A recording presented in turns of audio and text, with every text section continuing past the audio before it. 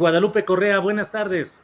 Muy buenas tardes, Julio. Aquí muy contenta, como siempre, todos los jueves de estar con ustedes. Hola, Víctor. Hola, Ricardo. Muy buenas tardes. Gracias. Ricardo Hola, Ravelo. buenas Ricardo, buenas tardes. ¿Qué tal, Julio? Buenas tardes, como siempre, un gusto estar aquí los jueves. Un saludo para Víctor, Guadalupe y para ti también, y al auditorio que nos sigue. Gracias. Víctor Ronquillo, buenas tardes. Buenas tardes, pues un saludo para todos, pero mira, realmente es indignante lo que pasa con la colega. Enfrentamos situaciones muy graves. No hay duda que nos encontramos en un sistema altamente inhumano, Julio, y haga la reflexión para que a partir de actitudes personales, de solidaridad y de pues el recuento de bondades, cambiemos esta situación, cambiémoslo en el ámbito familiar, en el ámbito personal y en el ámbito laboral. Es algo que se puede hacer y obviamente estemos en contra de estos grandes corporativos de la salud que lamentablemente nos explotan en demasía, Julio. Y lo digo porque de verdad es indignante lo que pasa con la compañera, pero si uno pregunta por aquí a los vecinos, hay decenas de casos, decenas de casos como estos. Sí, Víctor, efectivamente, gracias. Guadalupe Correa Cabrera, pues ahora sí que somos mesa de seguridad y vamos incluyendo también este tema de los seguros, aunque no es exactamente lo que hablamos de seguridad pública, seguridad nacional, pero caray, qué impactante es el caso, por ejemplo, de nuestra compañera Laura Sánchez Ley, que ha estado con nosotros, pero es un caso, solo un botón de muestra. En general, los seguros en México son una instancia sin verdadero control gubernamental, sin derechos de los usuarios y con un abuso escandaloso, arbitrario de parte de esas aseguradoras que hacen todo para no pagarte, para escamotear, para darte los peores servicios. Guadalupe, ¿cómo ves este tema aquí en México, lo que está sucediendo con las aseguradoras? Sí, sí, Julio. Mira, yo no vivo en México, pero pues obviamente mi familia vive en México, mis amigos viven en México y es, como bien dijo Víctor Ronquillo, ¿no? Es el pan nuestro de cada día. Hay toda una red de complicidades en este caso, ¿no? Y bueno, hay toda una serie de condiciones, los pésimos servicios que se dan, el tiempo de espera para poderte reembolsar tu dinero y a veces no se te reembolsa nada. El tema de los seguros no es solamente una cuestión de México. En México es muy visible porque nos toca tenerlo todo el tiempo. En los Estados Unidos es también muy complicado, pero bueno, obviamente siempre en los países que les llaman algunos del norte global o los países desarrollados, pues hay más formas de quejarse, ¿no? Aquí no es la primera vez ni la última. En el caso de mi familia, pues han pasado varias de estas cosas. Yo creo que sí tendríamos que tomar acciones como sociedad civil muy importantes, porque ellos tienen toda la capacidad y bueno, ya hemos visto también cómo han funcionado, ¿no? Y no nada más en México, sino en el mundo. Las aseguradoras, su vinculación con la red de médicos y con las compañías farmacéuticas. No es una sorpresa, vamos a hablar el día de hoy de la crisis del fentanilo, que por este esquema tan perverso, ¿no? Dentro de sus aseguradoras, médicos, farmacéuticas, es un secreto, más bien es una cuestión bien conocida, pero que muchos de los gobernantes no la reconocen, el hecho de que pues todas estas élites, ¿no? Al final se aprovechan de los usuarios e inclusive contribuyen a crisis de adicción. Es tremendo lo que sucede en México, que conozco más de un familiar que pues ha tenido que atenderse y pues ha terminado pues sin poder atenderse, incluso habiendo pagado sus seguros por muchísimos años. Esto es tremendo, de verdad es que no tengo palabras, no me ha tocado a mí en lo particular, pero sí, pues tenemos que empezar por parte de los medios de comunicación, a hacer presión, pero creo que en lugar de que los diputados se pongan a discutir o proponer que los diputados tengan cierta edad, que bueno, muchas veces la experiencia nos da muchas cosas, que se pongan a legislar realmente para evitar abusos de estos grupos, ¿no? Nos ha dejado mucho que desear el Congreso mexicano, el Senado, en realidad todo, bueno, la Cámara de Diputados y el Senado, el Congreso mexicano, en este sentido, ¿no? Creo que tenemos que empezar a denunciar y quien de ustedes, del público, tenga problemas, pues a denunciar, porque se van acumulando. Tenemos que ir a la mañanera a denunciar este tipo de abusos que son múltiples. Bien, gracias. Mira, hay muchos comentarios por aquí. Viero García dice, hay que revisar también a los hospitales, porque es cierto que cobran costos elevados. Mario G. Mario dice, las aseguradoras te la pintan bien bonito para embarcarte con uno. Banamex, claro, que te carga los seguros sin que se los solicites, dice Diego Alfonso. Claro, claro, eso, hay muchas denuncias constantes de eso. Octavio Martínez Soriano, todas las aseguradoras tienen la política de nunca pagar sus obligaciones. Ricardo Ravelo, pues es otro de los ámbitos terribles de nuestra realidad nacional. Ni los legisladores hacen algo para establecer leyes que realmente nos defiendan. La Conducef es pues otro de esos órganos sin dientes que solamente hacen ahí alguna apariencia de que arreglen este tipo de cosas, y llegas a un hospital, te obligan a firmar una serie de hojas que no alcanzas a leer cuando vas con una urgencia, que tienen toda la protección legal y te hacen que las firmes, si no, no te aceptan. Y las aseguradoras igual, te plantean toda una serie de condicionamientos y cláusulas para que las firmes o te quedas sin ese seguro. ¿Cómo ves el tema, Ricardo Ravelo? Sí, pues mira, Julio, es muy grave en México eso, y yo creo que como dice Guadalupe, no solo en México, sino en otros lugares del mundo. Tengo conocidos fuera de México que tienen esta cultura de los seguros. Por ejemplo, en Europa compran un seguro para todo, para el coche, para la casa, para todo. Y obviamente, bueno, cuando ocurren incidentes, pues tienen cierta tranquilidad porque pues acuden al seguro y este les responde. Por ejemplo, cuando caen granizadas, que se destruyen los techos, pues hay una cobertura, etcétera.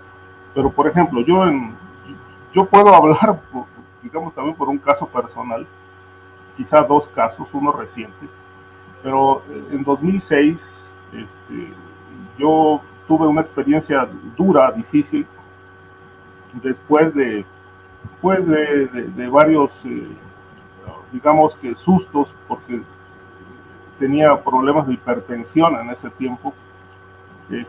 Caí en el hospital con un cuadro hipertensivo severo, y entonces pues en aquel momento el cardiólogo me dijo, pues no se puede ir porque lo más probable es que usted venga infartado. Y entonces me empezó a aterrorizar. Y allí en la sala digamos, de urgencias de un hospital privado, me empezó a decir que ya incluso lo que iba a hacer sin tener diagnóstico. Me dice, pues lo que creo que puede proceder es que pues le vamos a practicar un cateterismo. Y yo le digo, oiga, ¿y eso qué es y cómo es? ¿Me puede explicar? Mire, dice, pues metemos un catéter por la femoral, entramos por la aorta, bajamos al corazón. Entonces me empezó a describir eso. Yo llevaba un cuadro bastante severo, yo llevaba cerca de 200 sobre 120, 130 de presión. Y entonces dice, pero lo vamos a hacer, ¿tiene usted seguro? Le digo, sí, de gastos médicos, sí tengo. Y entonces a partir de ahí empezó toda una secuencia de hechos dentro del hospital, pues que posteriormente me di cuenta que yo no necesitaba un cateterismo, sino que pues, lo que necesitaban los médicos era atender el cuadro hipertensivo, y es todo. Pero bueno, me sometieron a terapia intensiva porque me dieron trato de infartado. Claro. Y después de 15 días me hicieron el cateterismo, me hicieron como 10 estudios, y bueno, salí pagando una cuenta de más de 150,000 tiempo. Después los médicos que me revisaron, otros me dijeron, ¿por qué le hicieron esto? Y obviamente, bueno, la conclusión es, bueno, es el fraude de los seguros. O sea, los médicos son una mafia que se ponen de acuerdo para pues explotar al cliente y a los seguros. Sí. Obviamente, pues la atención sí fue adecuada, pero no era lo que requería. Esto me quedó claro, esta película de cómo operan con los seguros, y obviamente, bueno, pues luego hace poco Me llamaron de un banco porque pues me quisieron hacer un cargo ahí indebido de una suma en una cuenta y me vendieron un seguro de protección, pero resulta que esa tarjeta la he cambiado 4 veces porque en 4 veces, no obstante el seguro, pues han intentado hacer cargos. Entonces pues ya no sé qué hacer, ya la cambié, etcétera. Entonces es todo una mafia, Sí. nada funciona. Sí, bien, Ricardo. Víctor Ronquillo, pues ya pusiste el tema, bueno, ya hablamos de todo esto, pero pues es que ¿cómo puede haber un país que no esté en una constante irritación si todos los servicios que contratamos como particulares y que las empresas deberían de prestar adecuadamente son un desastre y tienes que enfrentarte a las maquinitas que te contestan robóticamente porque no hay un humano que realmente responda? Y me han dicho a mí algunos trabajadores de esas áreas que a ellos los castigan si es que en el número de asuntos que tratan durante un día hay un alto porcentaje de asuntos en los que le den la razón al cliente. Es decir, ellos tienen que impedir que procedan todo ese tipo de cosas. Cuando se programa una operación quirúrgica con tiempo, puede ser que te paguen lo que vaya a implicarse, pero con los propios médicos hemos platicado y nos dicen que les pagan con una tabulación por debajo de lo normal, por lo cual los propios médicos pues tampoco es que se vayan a sacrificar cuando el pago es muy bajo, porque así es el tarifario. Y si vas a una urgencia y las cosas son altas en cuanto a gastos, para que te devuelvan el dinero, tienes que llevar el acta de nacimiento de Matusalén firmada con testigos y demás cosas, o sea, es imposible. Víctor, simplemente agregando temas. Sí, yo creo que, mira, ahí hay un tema que tiene que ver y a lo mejor parece que me lo saco de la manga, pero con la función del Estado y de la ley, ¿no? O sea, al final de cuentas, el Estado tiene que garantizar el bienestar de las personas. Eso, por una parte, creo que lo debemos exigir. Y luego, por otra, hablas muy bien de una sociedad irritada, pero no solamente ocurre en México, lamentablemente es el sistema mundo en el que nos encontramos, ¿no? Un sistema mundo en crisis donde somos víctimas de los grandes corporativos. Kafka tenía razón, sin duda, ¿no? Y creo que ante ello, a mí sí me ha tocado vivir, Julio, la experiencia del trato humano, porque al final de cuentas, en algún momento y en alguna circunstancia, yo he encontrado dentro de estos corporativos, lo mismo Bancomer que Seguros Atlas, a personas que están convencidas de que a pesar de todo y a pesar de ser parte de este inmenso negocio, tienen que actuar humanamente. Y yo te soy sincero, en 2 ocasiones he tenido ese beneficio, ¿no? Pero ha sido muy difícil y creo que en definitiva son cosas, a veces discutimos aquí cosas que todos sabemos, pero poco actuamos, poco hacemos. Creo que una de las razones es porque esta sociedad también ha sido encaminada a ser atomizada y a no organizarse. Pero hay instancias a las que podemos recurrir, no propiamente del Estado, sino de las propias organizaciones de la sociedad civil, y si no conformar ahora mismo y desde ya una asociación de personas perjudicadas por los seguros y atender los reclamos de esta compañera que se encuentra en una situación verdaderamente desesperada y terrible, ¿no?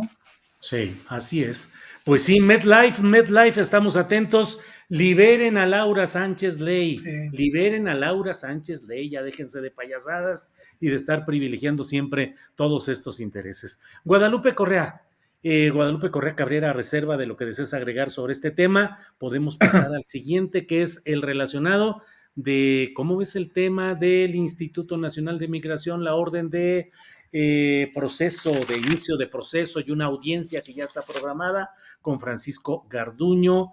¿Qué opinas sobre ese tema, Guadalupe? Pues mira, todo lo que tiene que ver, creo que esto ya lo hubiéramos esperado desde el principio, ¿no? Una investigación directa, porque bueno, la responsabilidad que recae en la cabeza del Instituto Nacional de Migración, como también hemos dicho, el Instituto Nacional de Migración no se ha limpiado y ha continuado. Yo siempre estoy recordando el caso de Camargo, que a mí me llamó muchísimo la atención porque 8 elementos, si no mal recuerdo, del Instituto Nacional de Migración fueron pues, relevados de sus funciones por lo que sucedió y se vinculó a los GOPES y de repente el Instituto Nacional de Migración dijo voy a cerrar el expediente, ¿no? Lo vamos a hacer no lo vamos a hacer público hasta dentro de 5 años, lo cual a mí me dio muy mala espina. Siguen los reportes. Bueno, el señor Garduño ahora está supuestamente con una investigación, pero pues casi todo lo que hace la Procuraduría General de la República pues no sirve, se integran mal los expedientes, pues todos los culpables salen de la cárcel, hasta el señor ex director de Petróleos Mexicanos, a mí me da muchísima desesperación todos estos casos que se han anunciado con bombo y platillo y finalmente pues terminan en nada, ¿no? Terminan en expedientes mal integrados y en un tema de total impunidad, con el aval del presidente de la República, que le ha dado su aval en varias ocasiones, su confianza al procurador, al fiscal general de la República, Gers Manero. Es tremendo, qué bueno que se esté diciendo. ¿Sí? ¿Perdón? No, es que Sí. escuché algo, que se esté diciendo este tipo de cosas, pero pues que finalmente no sabemos si va a llegar a término, ya estamos en la recta final del sexenio de Andrés Manuel López Obrador, se puedan hacer muy pocas cosas. El padre Alejandro Solalinde, cuando se me cayó la comunicación la vez pasada, no pudimos seguir, no pude seguir en la conversación, habló de toda una reforma de la eliminación del Instituto Nacional de Migración y entonces le puso el presidente estate quieto, ¿no? Y al final, pues, dependiendo de la investigación, que como hemos visto la trayectoria de Gers Manero durante todo este sexenio, pues ha sido nimia, nula. Entonces, cualquier intento, ¿no? Ya lo vimos también con lo de Nuevo Laredo, ¿no? ¿Qué pasó con la cadena de mando? Agarran a unos cuantos elementos como chivos expiatorios y continúa la porquería. Esto me tiene decepcionada en realidad. A veces recibo críticas por ser crítica a un gobierno en el que hemos creído muchos, pero verdaderamente, ¿dónde están las acciones en términos de investigación judicial y de impartición de justicia? ¿No? Creo que empiece la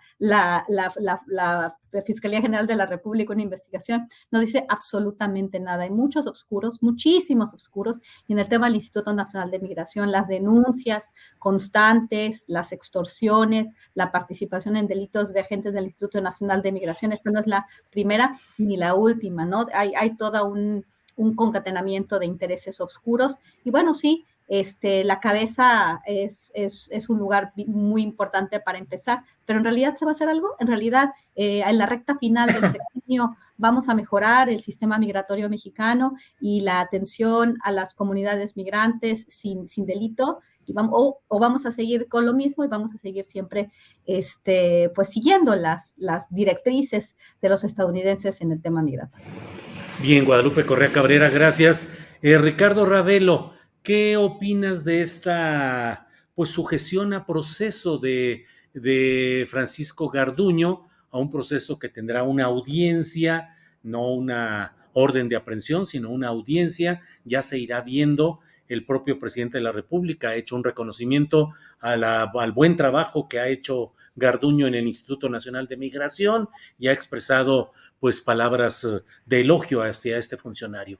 ¿Qué te sugiere que pueda suceder en este caso? El presidente ha dicho que no habrá impunidad. ¿Confías, Ricardo, en que haya castigo a Garduño, a otros directivos y a delegados o solamente a unos cuantos? No, a mí me parece una tomada de pelo del presidente, es decir, se la ha pasado todo el sexenio diciendo mentiras, ofreciendo justicia. Una cosa es lo que se diga en la mañanera, que es el ejercicio populista más famoso de este país, y otra cosa es lo que se hace, ¿no?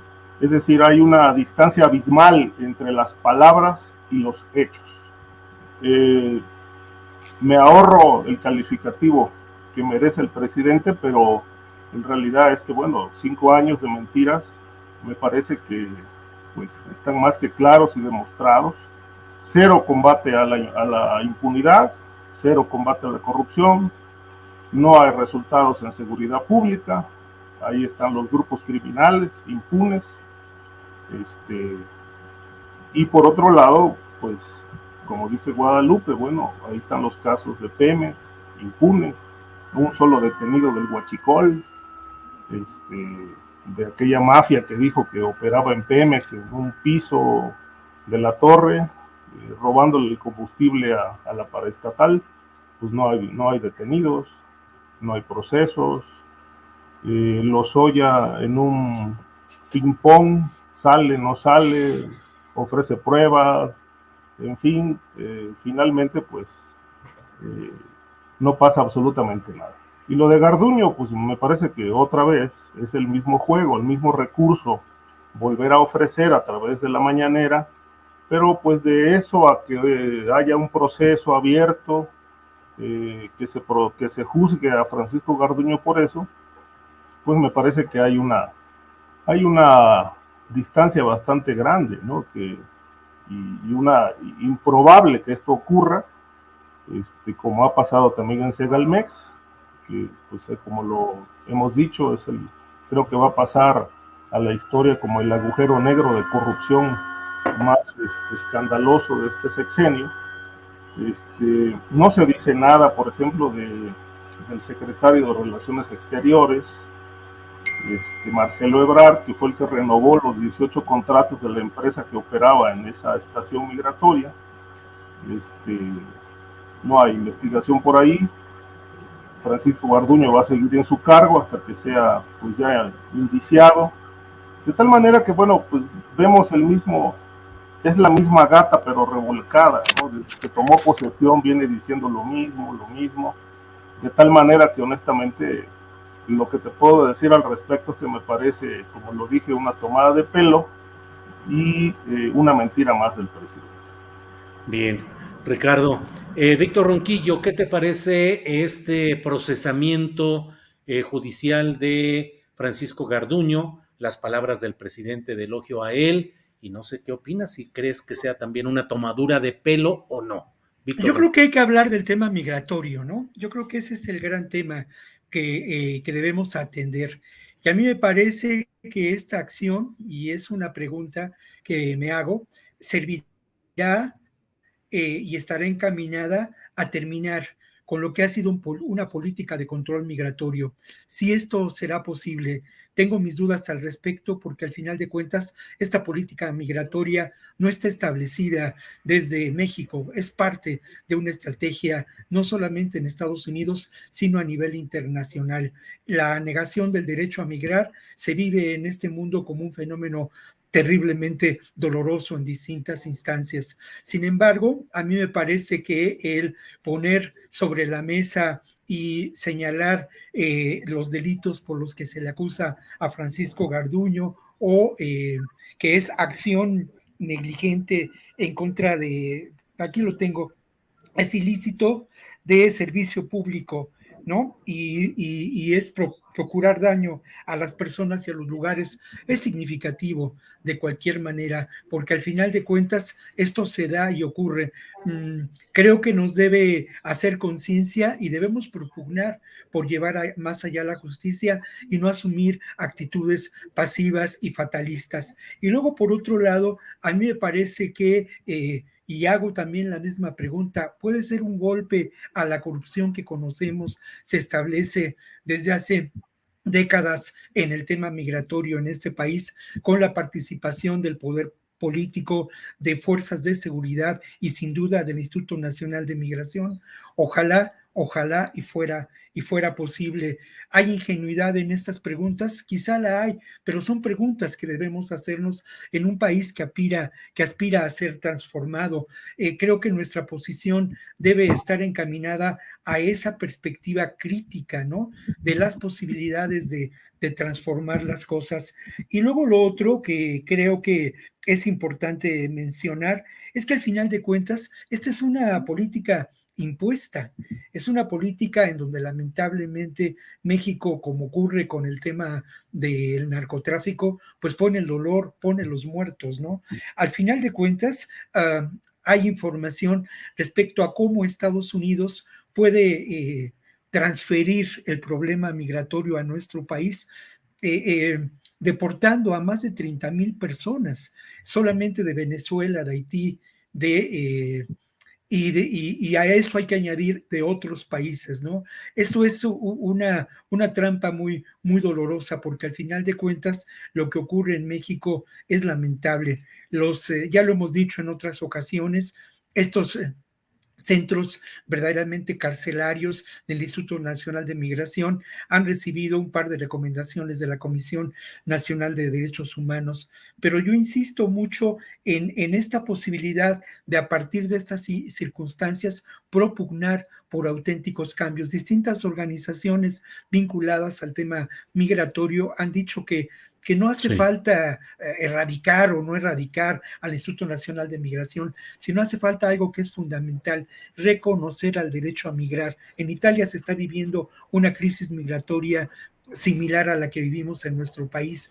En distintos lugares del mundo, esta crisis ha provocado decenas de miles de personas que deben ser reconocidas como refugiados, como los migrantes que se encuentran en este país. Por otro lado, creo que las acusaciones a Garduño son menores. Garduño también es responsable de haber actuado con tácticas militares represivas, fuertemente represivas, en contra de las personas que integraban las caravanas. Hay evidencias de estos hechos que tienen que sumarse a esta acusación formulada por la Fiscalía General de la República, Julio. Bien.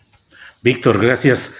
Guadalupe, estamos, entre otros temas, con el relacionado en el Plan Binacional México-Estados Unidos contra el fentanilo, la creación en México de una comisión presidencial encargada de, pues, coordinar los esfuerzos para combatir ese tráfico ilícito de drogas sintéticas, de armas de fuego, de municiones.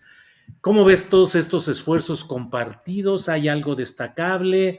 Luego dicen que si no quieres resolver un problema, crea una comisión, porque esa comisión va a garantizar que no se avance de verdad. ¿Qué opinas, Guadalupe Correa Cabrera? Pues, como de nuevo, ¿no? De nuevo, y no solamente estoy hablando aquí de México, sino de los Estados Unidos, ¿no? Los Estados Unidos, con todos sus planes antinarcóticos, con los billones de dólares que han gastado en sus agencias antidrogas, en sus operaciones, en Plan Colombia, en CARSI, en la iniciativa Mérida y ahora el Marco Bicentenario, realmente ha sido todo un fracaso, ¿no? Todo un fracaso. ¿Por qué? Porque la lucha antinarcóticos se ha dado para, pues, darle más dinero a los contratistas, ¿no? Militarizar también toda la supuesta lucha contra el narcotráfico, pero no contra las adicciones. Entonces, esto lo que están haciendo obviamente responde a una presión. México está respondiendo a una presión por parte de Estados Unidos, que también tuvo que ver con el asesinato de 2 estadounidenses, el secuestro de 4 estadounidenses en Matamoros, y una presión mediática muy importante, particularmente en el sentido de lo que estaban declarando varios políticos de altísimo nivel de los Estados Unidos, más que nada conservadores, pero también demócratas, ¿no?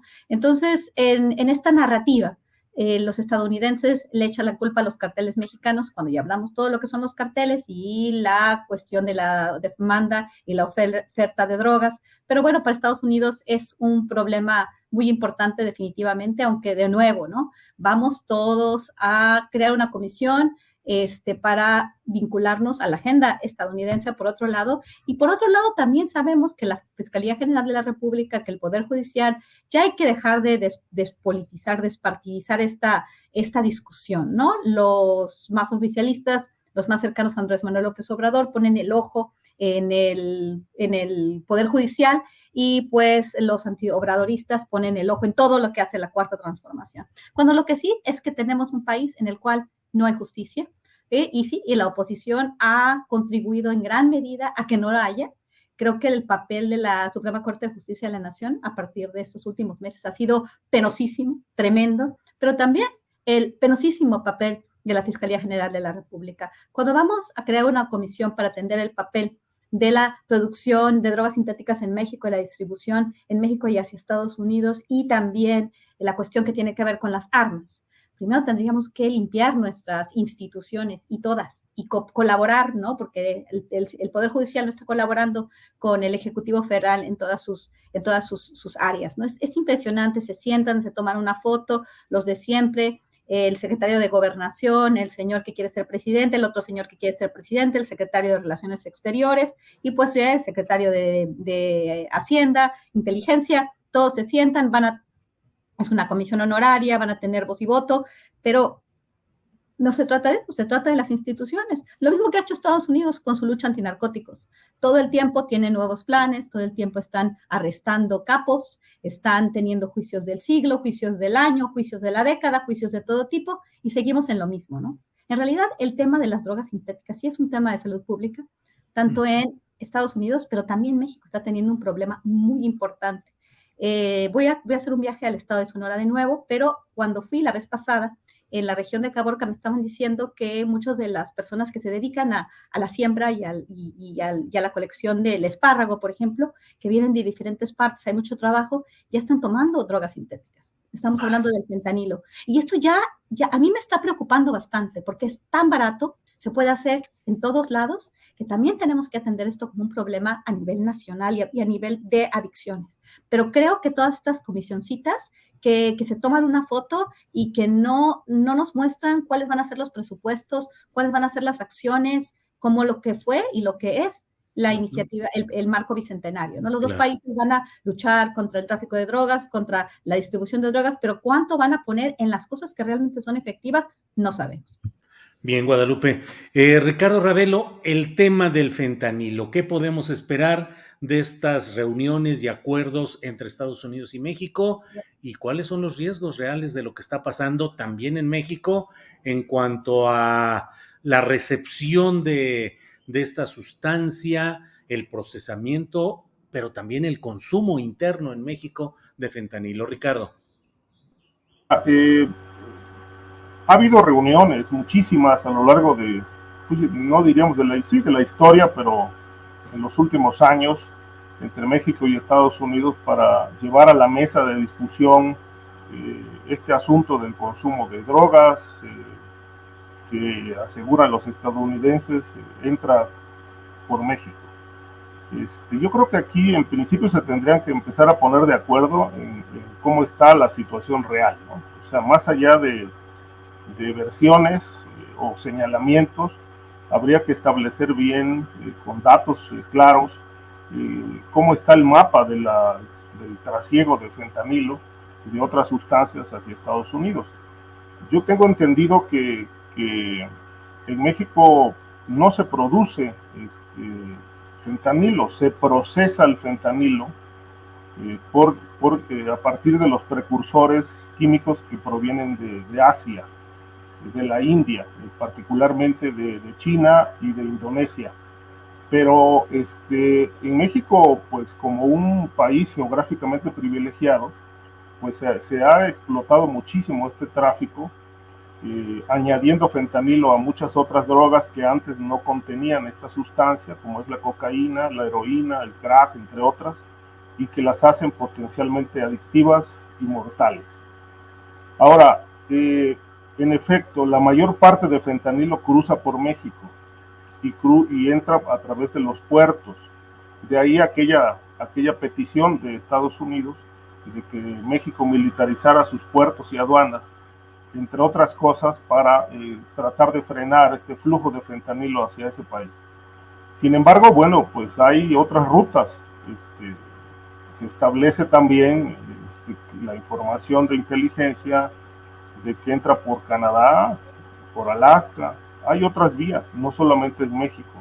Pero México es el país que está señalado por ellos de ser la ruta central de esta droga. Y por otro lado también cuestionan el tema de la impunidad con la que están operando los grupos criminales, particularmente dos cárteles que son Sinaloa y Cártel de Jalisco, que en 5 años de este gobierno, pues si bien ha habido detenciones o bajas por asesinatos, pues son grupos de la delincuencia organizada que se mantienen activos, y particularmente activos en el tráfico de drogas sintéticas, en este caso fentanilo. Ahora, estas discusiones, y aquí coincido también con Guadalupe, estas discusiones pues nunca han llevado a nada, ¿no? Es decir, una cosa es que se discuta y se reconozcan los problemas y otra cosa es que se pasen a las acciones y a los hechos. Esto es lo mismo que las cumbres fallidas del cambio climático. Todo el mundo reconoce que hay un grave problema, que establecen hasta fechas de la crisis que puede venir en el mundo por esta situación, pero en los hechos nadie hace nada, todo el mundo sigue explotando la industria a través de los métodos que más contaminan. Nadie hace nada por reducir las emisiones de contaminantes, de tal manera que, bueno, pues estas cumbres empiezan con una gran expectativa y terminan en la desilusión, porque de los acuerdos a los hechos, pues en realidad pues nunca se concreta absolutamente nada. En el caso mexicano, las posiciones están allí, son posiciones de fuerza, posiciones de egos. Estados Unidos señala a México, México señala a Estados Unidos, pero todavía no se establece una agenda. Es decir, creo que ayer empezaron las discusiones sobre este asunto, donde también se va a incluir el tema del armamento que entra a México y que genera la violencia, según se asegura. Pero pues vamos a esperar qué se desprende de estas reuniones, pero no espero nada extraordinario, es decir, como siempre, un reconocimiento de las cosas, de los problemas, pero las acciones y los hechos siguen brillando por su ausencia, porque México no reconoce, es decir, el presidente ha dicho que no hay control territorial de ningún grupo criminal, cuando aquí vemos que eso es obvio y es evidente, ahí está la violencia, los desplazados, el cobro de piso, municipios completos tomados frente a los ojos de la Guardia Nacional y de los militares. Entonces, pues si eso no es control territorial, pues no sé a qué podremos llamarle control territorial. Y por otro lado, pues Estados Unidos también cae en el cinismo al no reconocer que allá debe haber, o no debe haber, hay una gran red de distribución de fentanilo para que esta droga llegue a los consumidores. De tal manera que, bueno, mientras las posturas sigan montadas en los egos, veo muy difícil que esto vaya a aterrizar en una propuesta concreta. Bien, Ricardo, gracias. Víctor Ronquillo, Víctor, en el chat nos dicen que hay un análisis muy negativo de la realidad que estamos viviendo. Y bueno, hay de todo tipo de señalamientos, ya sabes, en los términos en los que se hacen estos señalamientos en las redes sociales, muy descalificatorios. Pero, Víctor, ¿te parece que estamos siendo muy críticos, muy ácidos, muy injustos, o hay una realidad fuerte que exige una crítica también, sobre todo cuando estamos ya avanzados en este sexenio y llega el momento también de revisar propuestas y promesas conforme a resultados? Te pregunto esto y desde luego el tema también relacionado con Garduño y migración. Yo creo que más bien hay que ir a fondo a las cosas, ¿no? Yo creo que hay que hacer una reflexión más elaborada. Eh, sí creo que este espacio lo permite, no necesariamente los espacios académicos. A veces creo que lamentablemente en los medios caemos en lugares comunes, en frases hechas, en fatalismos, sin entender lo que realmente ocurre, ¿no? Y aseveramos cosas como decir con mucha ligereza que las cosas siguen igual, que las cosas no han cambiado, y no me refiero a los procesos de transformación impulsados o no por este gobierno, en los que seguramente tendremos muchos de nosotros dudas. Me refiero a la propia dinámica de los problemas sociales. No hay duda de que encontramos ahora una realidad absolutamente diferente en términos del tráfico de drogas, del negocio, de las transnacionales del delito y de la economía también del delito que no abordamos, ¿no? Y que damos un brochazo y nos seguimos adelante. Lo que a mí me preocupa mucho, pues, ¿no?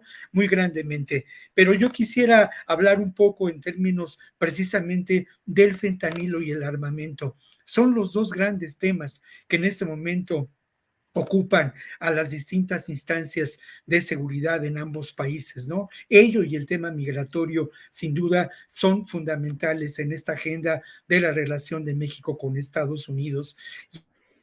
Aquí las dos posiciones parecen, digamos, llegar a posibles alianzas, ¿no?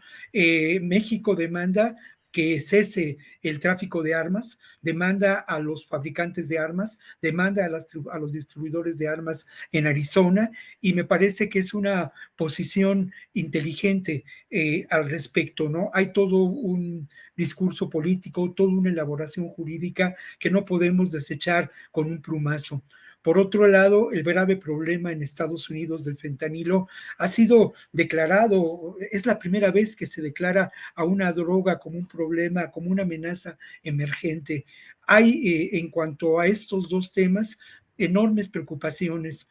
Los muertos siempre son jóvenes, los muertos en los tiroteos y en las masacres proceden de grupos sociales de alta vulnerabilidad en muchas ocasiones. Y creo que la manera en que se encara en Estados Unidos el problema del fentanilo no es desde una perspectiva de salud pública, sino es desde una perspectiva que tiene que ver con lo financiero y con la seguridad. Voy a citar al zar de antinarcóticos en Estados Unidos, que habla precisamente del fentanilo adulterado, y él dice: la salud y la seguridad pública son una cara de la misma moneda. Es un funcionario, el más alto funcionario, es un médico, y él considera que la salud pública y la seguridad pública son caras de la misma moneda. Enormemente preocupante esa perspectiva. Y luego la otra, la propuesta de Estados Unidos en relación a esto, habla de criterios de seguridad y de intervención financiera. Obviamente dejan de lado el problema social, el problema humano que esto entraña, ¿no? Creo que esto nos deja ver el por qué el grave consumo del fentanilo se ha disparado en ese país. El fentanilo es de alguna manera la droga de la felicidad. En cuanto al armamento, aquí sufrimos las consecuencias. Hay, ante la demanda de Estados Unidos de limitar el tráfico de fentanilo, la posible producción de fentanilo en México, que creo que es muy posible en los términos que lo ha mencionado Ricardo, porque aquí existe la organización, digamos, la infraestructura para distribuirla, para producirla por parte de las organizaciones criminales. Creo que, perdón, estaba hablando del armamento, ¿no? Creo que ahí México tiene pues un reclamo fundamental, y ese reclamo también es un reclamo que distintas organizaciones a nivel internacional. Yo tuve ocasión de charlar hace unas semanas con una misión que vino a México por parte de distintos países, y ellos hablaban precisamente de la importancia de este par de demandas presentadas por México ante Estados Unidos y de la dimensión internacional que tienen. Entonces, a veces insisto mucho en ello, ¿no? Desde el micrófono, desde nuestra posición, pues borramos de un plumazo muchas cosas sin entender muchas dinámicas y sin encontrarnos inmersos, ¿no? En estas problemáticas. Bien, gracias. Guadalupe, no sé si se le ha dado poca atención a algo que es relevante, que es la sentencia de la Corte Interamericana de Derechos Humanos, que ha notificado, perdón. Es que quería decir una cosa. No estoy muy de acuerdo con Víctor en su análisis sobre la situación de seguridad del país. Estos grandes cambios, estos cambios que menciona, yo verdaderamente veo que continuamos en un estado de gran inseguridad, y la distribución de narcóticos, la capacidad de muchos grupos criminales de ejercer el control del territorio, obviamente por dinámicas de militarización que se dieron desde los sexenios panistas. No lo dudo, el tema de la impunidad y de la corrupción no es algo nuevo, pero de eso, que realmente esta administración haya tenido un cambio, hay que preguntarle a las personas que viven en algunos estados o en algunas regiones del país donde la delincuencia organizada sigue haciendo de las suyas. En realidad, pues los... Pero no dije eso, perdón, pero no dije eso. Hay un artículo hoy en La Jornada de mi amigo Abel Barrera que describe lo que está ocurriendo en Taxco. Es altamente preocupante. No, ¿Preocupante? yo no dije eso. Yo creo que sí, que lamentablemente hay territorios de este país tomados por lo que podemos considerar la economía del delito en asociación al poder político corrupto. Guadalupe. Sí, simplemente que no veo una transformación, o sea, no veo algo que yo pudiera decir, bueno, sí, los homicidios en los últimos años han bajado un poquito, pero este año no se ve que sea así. Realmente el tema institucional de impunidad, la investigación judicial, como dije, pues nos pone en una situación muy complicada. Es realmente, yo no veo cambios de fondo en el tema de la seguridad en México. Me preocupa bastante lo que estoy viendo y no realmente no estoy a gusto, ¿no? Que íbamos también a hablar de lo de García Luna, ¿no? Y de los personajes de García Luna que estaban todavía en diferentes puestos, en la Guardia Nacional, en la Secretaría de Seguridad Ciudadana, en varios puestos clave, ¿no? De seguridad pública y seguridad nacional en el país, vinculados a García Luna, Cárdenas Palomino, el mismo García Harfuch, ¿no? O sea, tenemos todavía, no hablamos de unos hombres que los quitan, estamos hablando de estructuras que continúan siendo así. Entonces, yo creo que una crítica a lo que está sucediendo es básica y me preocupa mucho que estemos al final del sexenio y tengamos tantas debilidades, tantas cuestiones. Yo sé que a veces Ricardo y yo no los caemos muy bien a las personas que están aquí y nos critican mucho en el chat, pero en realidad es importantísima la crítica, principalmente en el sector de la seguridad, porque es donde yo veo pues bastantes problemas todavía. Claro que las cosas no se pueden resolver en algunos años, pero pues también el papel ha sido nimio, ¿no? Han tenido las autoridades en este sexenio un papel pues sí reprobable. Ricardo, Víctor, ¿algo más sobre el tema? Ricardo. Sí, yo quisiera, perdón, no, Ricardo. A ver, Ricardo. Mira, yo creo que hay una realidad, pero me parece que si nosotros, aquí como mesa, nada más partimos del discurso presidencial, pues en realidad pues, el discurso presidencial ya hizo cambios, el discurso presidencial ya le dio la vuelta a la realidad trágica de los sexenios pasados, el discurso presidencial ya acabó con la corrupción, el discurso presidencial acabó con la impunidad, el discurso presidencial dice que ya no hay masacres, el discurso presidencial sostiene reiteradamente que no hay territorios tomados por la delincuencia organizada, pero si nos basamos en eso, pues yo creo que estamos en el aire, ¿no? Es decir, nosotros como mesa tenemos que partir de los hechos y creo que ahí es donde está la llaga para poder cuestionar a este gobierno. Tú decías, Julio, que si estamos muy duros, yo creo que no, al contrario, creo que le falta todavía subir el tono del cuestionamiento al régimen, porque es un régimen que en realidad se ha montado en la demagogia desde que tomó el poder en 2018 y hasta hoy no tenemos un solo tema con resultados concretos. La única política pública que le ha funcionado al presidente se llama los programas sociales.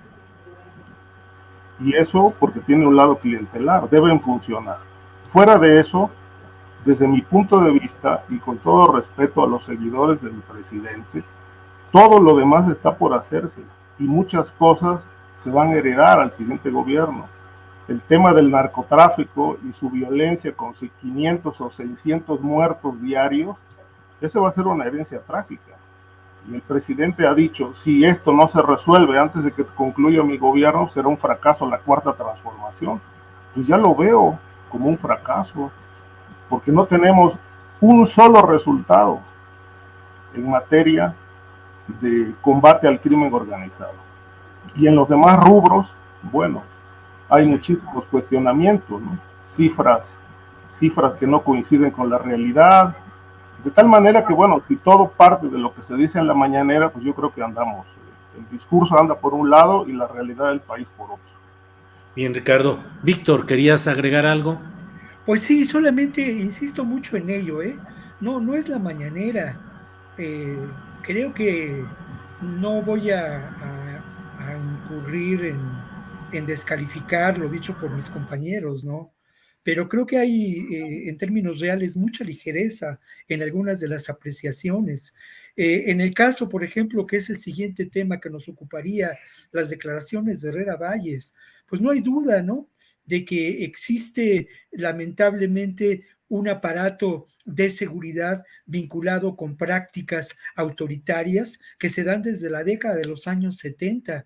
Y esto hay que decirlo y hay que entenderlo para comprender lo que está ocurriendo.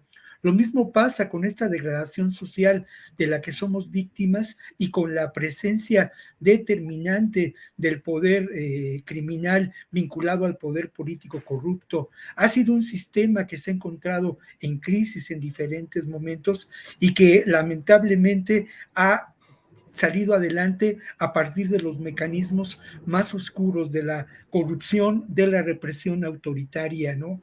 El Estado mexicano, a lo largo de muchas décadas, ha funcionado como un Estado verdaderamente criminal.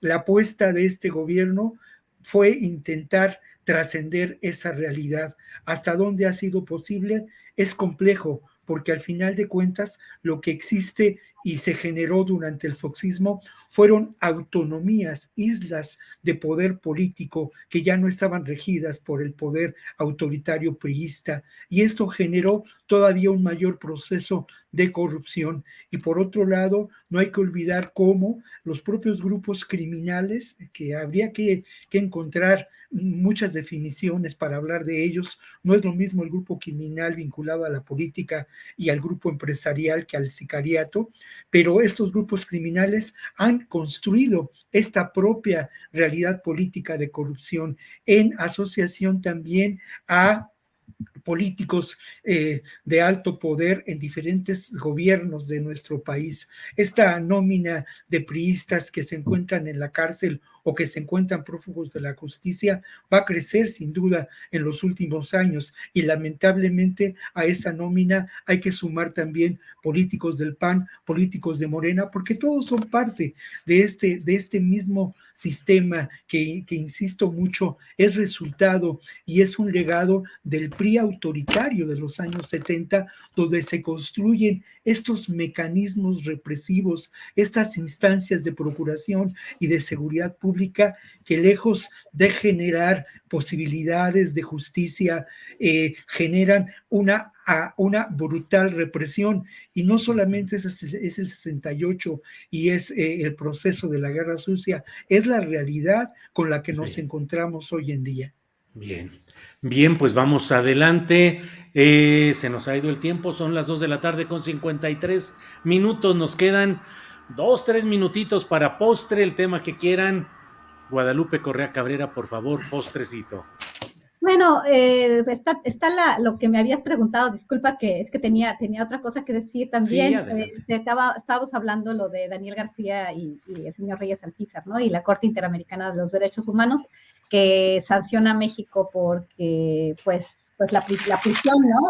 También que de alguna forma va a volver a levantar va a volver a poner en la mesa, ¿no?, el tema de la prisión preventiva oficiosa. Pero bueno, al final, creo que sí pinta una realidad en México, ¿no? Realmente estas personas pasaron más de 17 años en la prisión sin sentencia. Esto pasa todo el tiempo para la gente que no tiene acceso, que no tiene recursos y no tiene acceso a un buen abogado que los puedan sacar en el momento que se pueda. Lo vemos también en Estados Unidos con toda la cuestión de los testigos cooperantes protegidos. Quien tiene el mejor abogado sale y ni siquiera pisa la cárcel porque tienen dinero para pagar la fianza, ¿no? En el caso de las personas que no tienen esta posibilidad, luego son usados como chivos expiatorios y pasan años en la prisión. Creo que el tema, la discusión de la prisión preventiva oficiosa tiene dos partes, ¿no? Pero como dije antes, creo que hay que ver más allá de las leyes. Ahorita nos estamos enfocando en lo coyuntural, en lo que dice el presidente, este discurso presidencial o el discurso de la oposición,